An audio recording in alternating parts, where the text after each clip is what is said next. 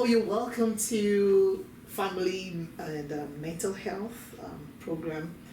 I know you, you're my professor, but people that don't know you will probably want to know one or two things about you. So if I asked you, who is Ashley, and I say, well, just tell me about yourself in like 5 sentences, what would you say?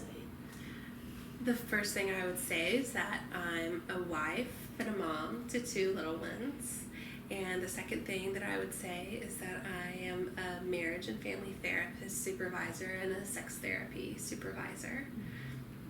And that's about So it. why did you become, because you're an LMFTS, why marriage and family therapy first? The reason I chose marriage and family therapy is because I really believe that as individuals we derive meaning and understanding about our lives and ourselves through our relationships. That we aren't just islands and entities that aren't affected by other things, and therefore we have to explore these relationships with our spouses, with our children, with our parents, with our friends, to know really who we are and understand ourselves in the world. Couldn't you have done that without going for the program or specializing in that field? I probably could, but it certainly helps having a direct study and direct, just direction about systems and a systems focus as far as the family and as an individual as part of a system. What did you have in your bachelor's? Sociology. Oh, Yes. I see. Okay. Okay, so you were done with marriage and family therapy, then you went ahead again and got certified in sex therapy. What was that about? I did. Well, in the mental health field, one of my early mentors told me that she asked me what my population was, and I just shrugged. I didn't know. And then she said, well, you know what? Your population will find you. Whoever you're meant to work with, they will start coming to you as long as you're open and available and willing to see who those people are.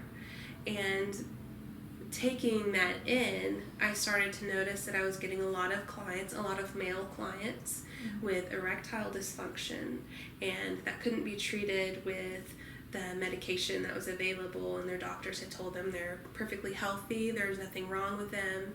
So they were sent to me. Leaning into that, I didn't know what to do. I went ahead and got the certification. Well, I started seeking out continuing education and more information, and that's what led me to getting the sex therapy certification. Wow. I mean, we're coming back to that because I'm really interested in how you can, use therapy to help people with erectile dysfunction. But what I'm curious about is what would have been the difference between you being like an LPC and an LMFT?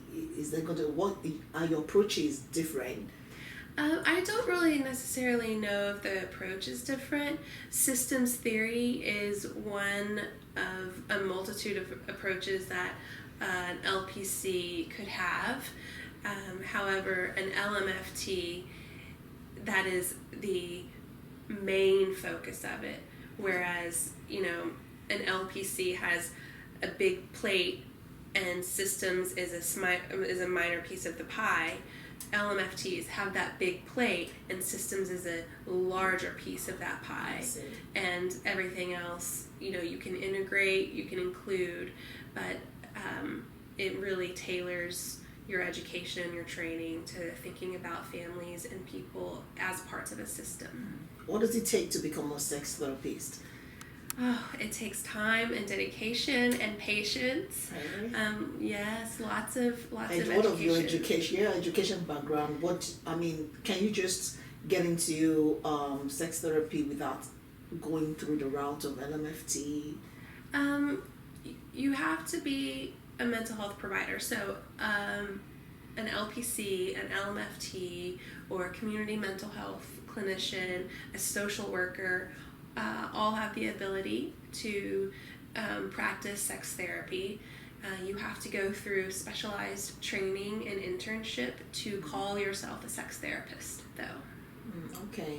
Okay, so if a couple comes to you with a marital conflict that has to do with probably sexual dysfunction or something. So, what is your go-to? Do you talk about the marital conflict first, or you just dive into dealing with their sexual issues? Well, that's difficult to say, and it's always unique to each couple, tailoring our treatment. However, if the presenting problem is one of a sexual nature, I do try to address that first. Part of being a couples therapist is treating or being problem-centered. So if everything is okay, then a couple doesn't need to come to therapy. And if maybe it's just a matter of giving information and resources that could solve that problem. But as we go along and the problem doesn't resolve, then we would go deeper into the conflict. Maybe there is marital conflict that I didn't even know about, and it's through the process of therapy that we figure that out. For a woman that probably has low sexual arousal, when is the appropriate time for her to say, "Oh, let me seek help"? Or because talking about culture, a lot of where I come from, it's not something you really sing about, and it's difficult for you to actually know whether you have a low arousal, because as far as you're available when your husband wants it, whether you like it or not, you think, well, I'm fulfilling my role as a wife. Is there any time or is there any way to know that I think this is an issue with me? Are you talking about, when you say arousal, do you mean desire? Desire. They don't desire at all. Okay. People really use therapy almost as a last resort. They try other things on their own. A woman in this scenario might talk to a friend or a trusted family member, like a sister, to see if there was any advice, perhaps go on the internet or read books. And if they still felt like there was something wrong, that's when they would probably seek help. And as I said earlier, if she were to come to see me, we would definitely start with addressing that issue about her desire and explore if there were some underlying issues that might be contributing to it, or is it just a lack of information about what is the common female sexual experience. Okay, so what I'm hearing is for a woman who doesn't have a desire at all is an issue. Is that an issue? Is it an issue for her partner? Yeah. Okay. Well, it's definitely going to be an issue for her partner. It's just that the culture just tells you, okay, just make sure you fulfill your role, whether you desire it or not. And a lot of people have accepted the fact that I may not desire. Let me just do it because that is why he married me. Yeah, this is my That's duty. my duty and things like that. So I'm thinking, okay, so a woman should naturally desire sex. Well, when it comes to a conversation about desire, there are two camps or two types of desire. One is spontaneous, where there is no stimulus or stimuli leading to the desire. Maybe, it just kind of comes out of nowhere. And the other part is responsive. Say this woman has been on a really romantic date and her partner is looking very attractive and she's feeling very attractive and confident, and there's a lot of foreplay leading up to it. That is a responsive desire, and that is actually the most common type of desire in women. What tends to happen is that some of these pieces that lead to that accelerator of desire being pushed are skipped in partners. Maybe there isn't enough foreplay, maybe there is some underlying conflict or confusion, and maybe she just needs a little bit more of all of these things in order to get to that point. Okay, in Africa, Nigeria is one of the prevalent countries with FGMC, that's female genital mutilation, and the cultural idea is they want to kind of curb promiscuity Right. in females until they're probably married, and so they kind of they connect the mutilation with a lack of desire for sex. I've read a lot of articles that says that shouldn't even affect a girl, but from What shouldn't affect a girl? the fact that she's circumcised should not affect her desire for sex. That's they said, well, because the clitoris, I mean the tip that is being cut off, I mean it's not the whole clitoris. You still have Right. the thing running inside. But what I've discovered from I did a survey, I discovered that most women that are actually circumcised are very low on desire. So do you think there's anything that is connecting the two together? The desire, the sexual desire, and the circumcision or the mutilation? I would say most likely, and you're right, desire is not a physical thing. Yeah. It is not in the genitals. It is a mental state, Yeah. and that's where that's born. And when someone experiences female genital mutilation or female circumcision, that can impact someone's mental idea about their genitalia.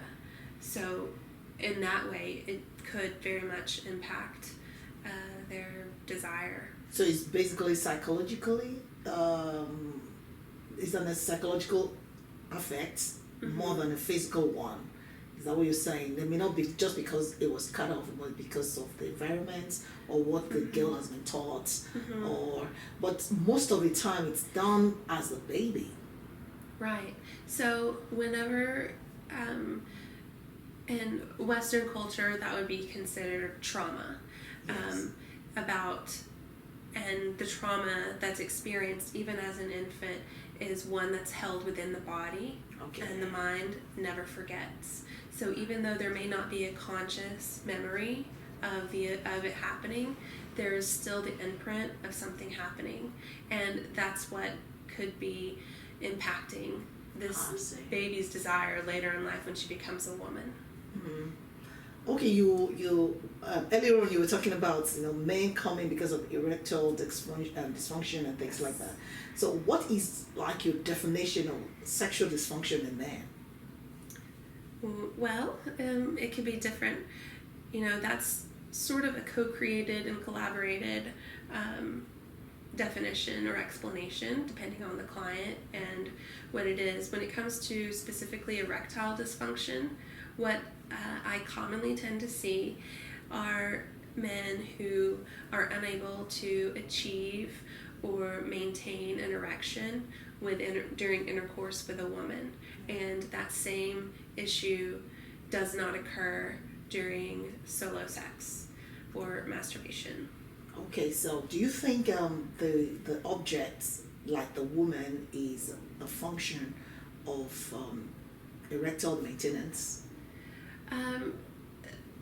Erectile maintenance, no, but it's certainly what seems to be occurring is their masturbation habits and watching porn, especially videos, dynamic porn. They have the accessibility, the availability, and affordability. It's free, and it changes the brain.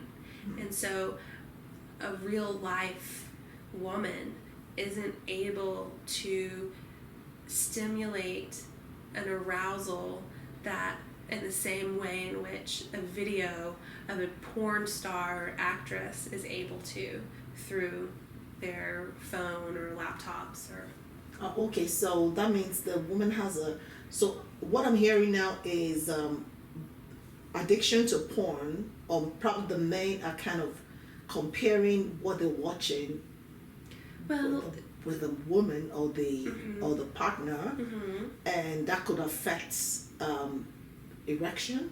Yes, because watching porn, especially watching porn over time, can actually change the brain. Our brains are plastic, and what we have found in research and in the field of sex therapy is that people tend to titrate or tend to accelerate, move up. So maybe at first they're watching a woman and a man simply having sex. Well, then that escalates over time into kinkier or more atypical behaviors, where as once before a man and a woman having sex was enough to achieve a great amount of arousal, it no longer is. Therefore, a woman in real life is not able to do the same thing.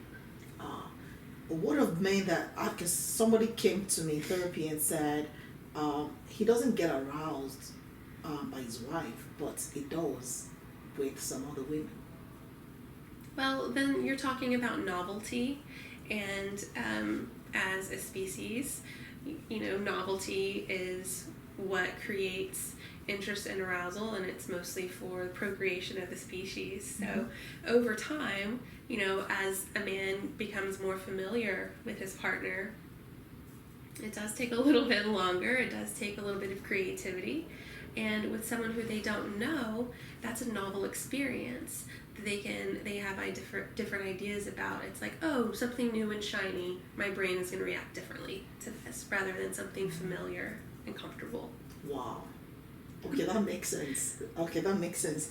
Okay, in class today we're talking about out of control and sex addiction. So there's actually two schools, people that believe that there's a sex addiction, and sex therapists believe that there's no sex addiction, that it's only an out of control control sexual behavior is our terminology for what. But does it mean the same thing? Yes. All right. So what how can you define that? How can you define out of control sex behavior? Well, you define it by anything that is problematic for the relationship or for that person's life. Say, for instance, someone is in a relationship and they watch porn every day, and their partner is okay with that. That's not problematic. And let's take a different couple with one partner who watches porn every day, and it is very upsetting and distressing to the partner, and it causes a lot of issues in the relationship and a lack of trust and lying. Same scenario, but two different outcomes because of the same behavior. And one, that would be problematic sexual behavior because it's creating a problem within the relationship, whereas the other one, it's fine. What if there's no relationship? Well, then problematic is a co-constructed idea that you have with your client. In one scenario, you could have a client who is, I'm going to use porn again as the example, who watches porn 5 times a day and masturbates at work, and they want to stop. Again, you have another client who watches porn 5 times a day at work and doesn't care to stop.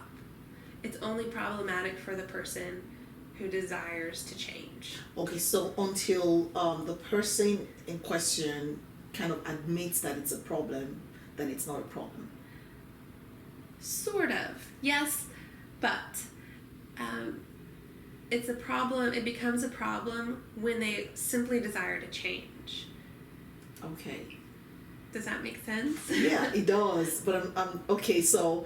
We also talked about the issue of norm or something being normal, because I'm thinking someone that masturbates at work, even if it says it's okay, it's not a problem, it's still this place of work where he's being paid to do some useful things for people, and is there masturbating. Is that not a problem? Well, that's pretty subjective. What if they're a porn actor whose job is to masturbate 5 times a day at work?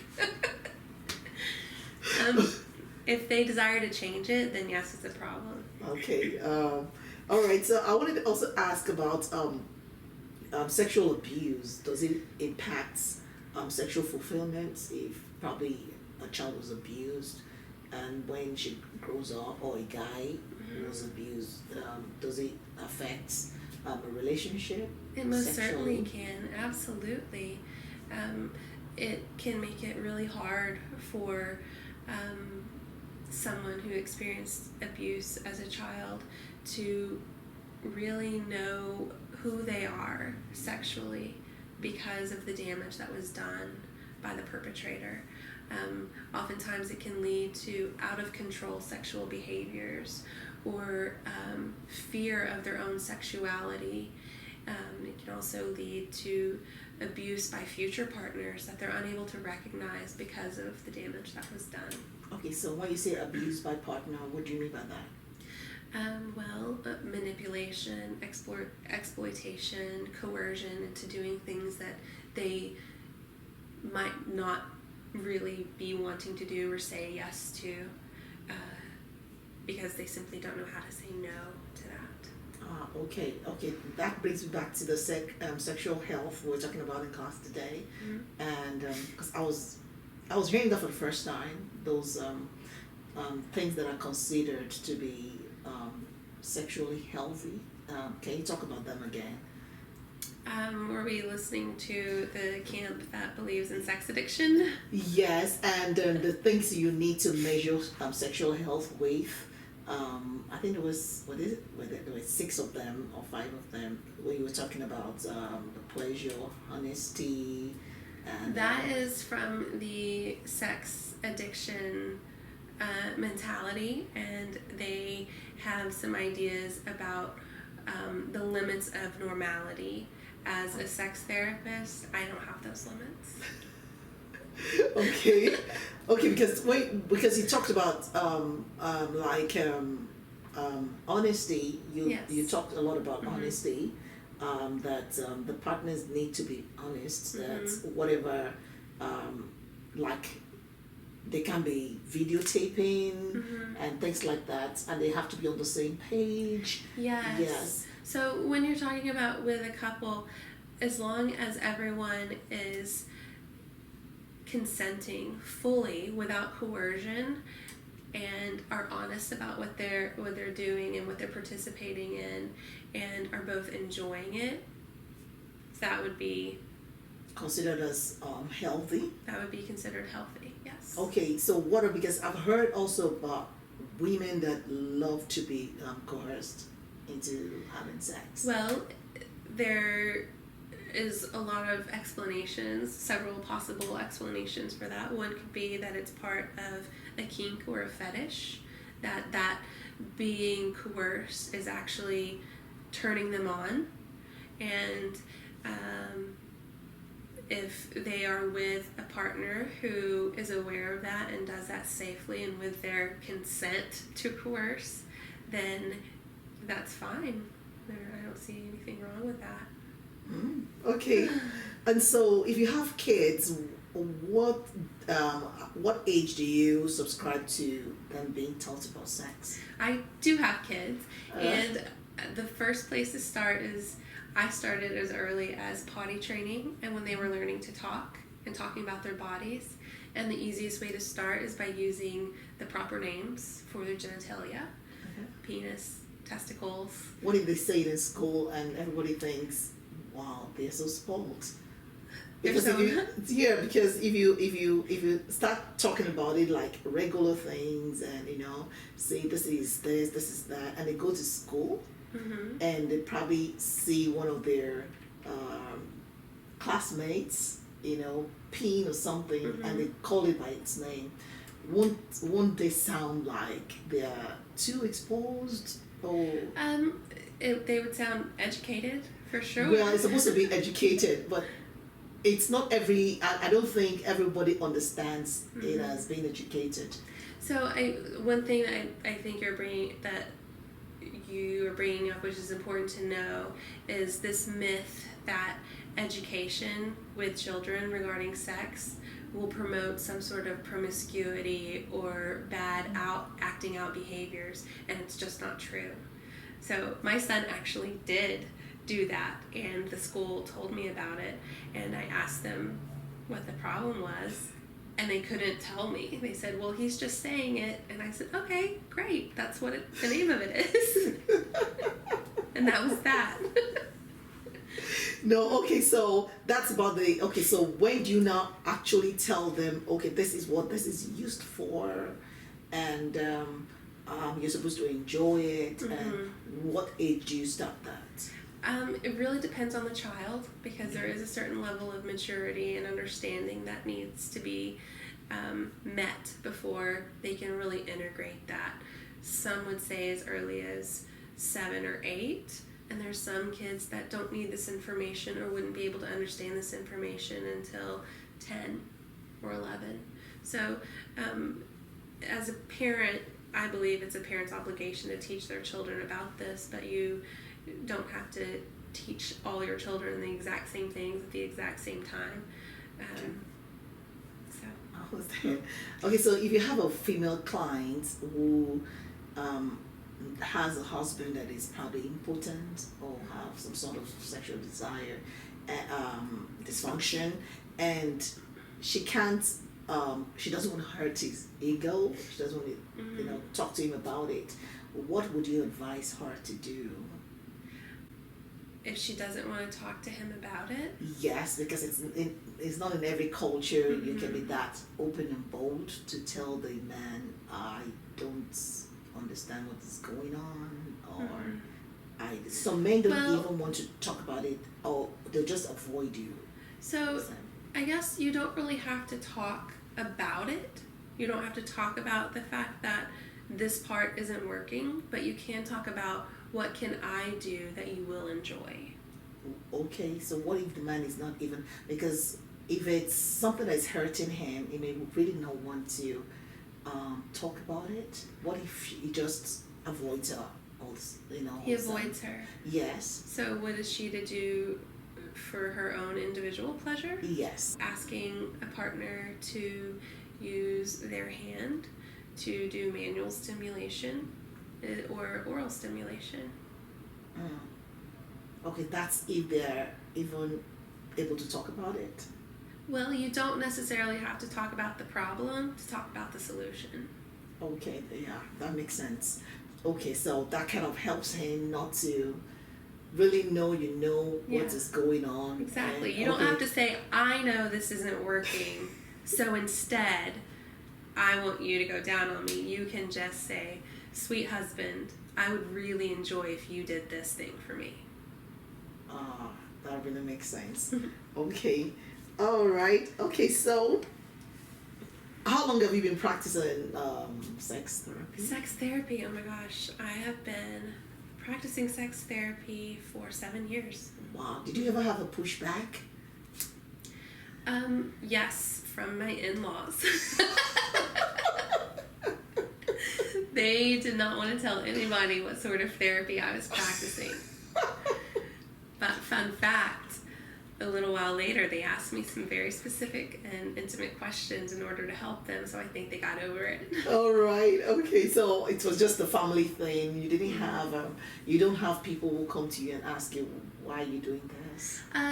Yes, early on, especially because as a young therapist and as a young sex therapist, and I mean young as in new to the profession, not my age, I felt that I didn't have the confidence, and that people would think that I was weird for even talking about this.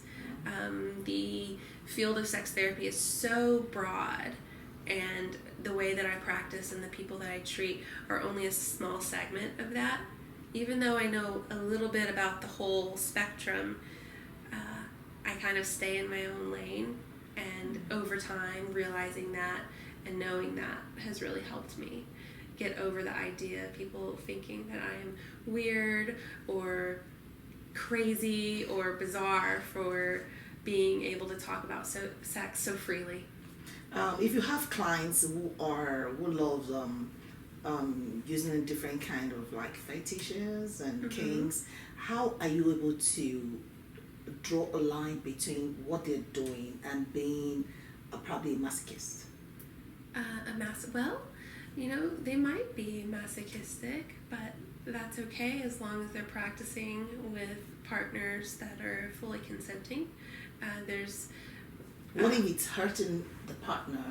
Right, and if it's hurting their partner, sometimes people consent to be hurt in that particular way. So as long as it's safe, sane, and consensual, then it's okay, which means that it's something that they are practicing safely. What if it's not safe? What if you can see by just visual observation that it's not okay?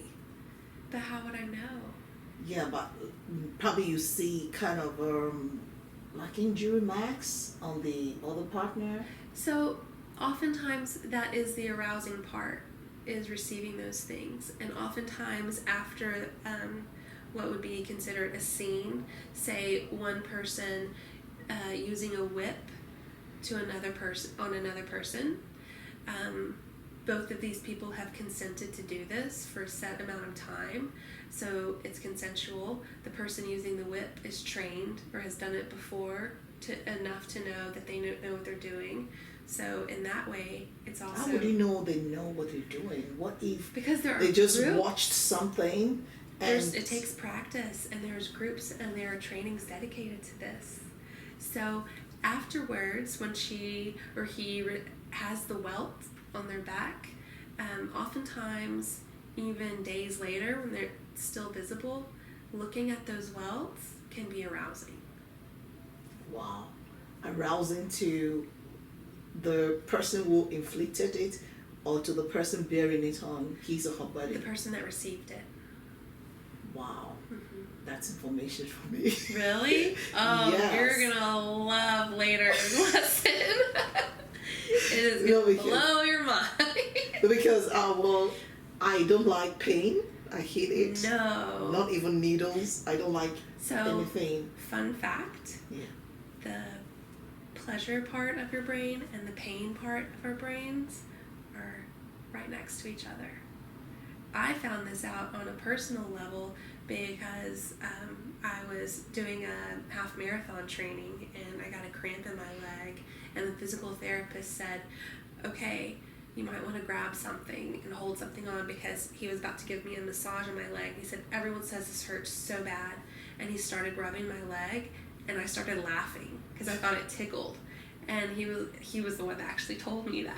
So it's like, oh my gosh, that's wild. I never would have imagined. So, and it does, sometimes these things are painful when they happen, but the pain is also arousing. That's for some people. Some people, not for everyone, okay. But for some.